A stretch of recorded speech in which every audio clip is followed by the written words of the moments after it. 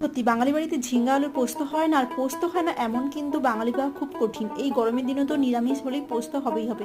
তো আমার বাড়িতেও সেরকমই হয়েছিল, সিম্পল একদম।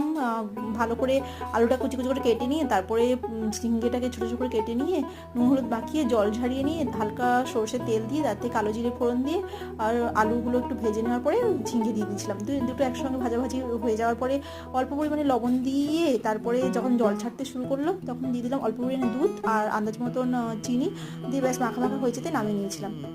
তো তোমরা যারা পোস্ত খেতে খুব ভালোবাসো তারা কিন্তু এই গল্পটা শুনে নাও।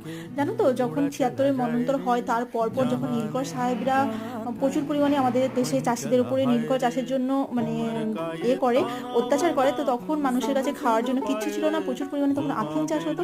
তখন মানুষজন এই আফিংয়ের যে বীজ ছিল সেগুলোকে নিয়ে এসে বেটে বাড়িতে খাওয়া দাওয়া করতো। তো সেখান থেকে এই পোস্তর প্রচলন হয়, আর এটা এখন ভীষণ ফেমাস হয়ে গেছে। প্রত্যেক বাঙালি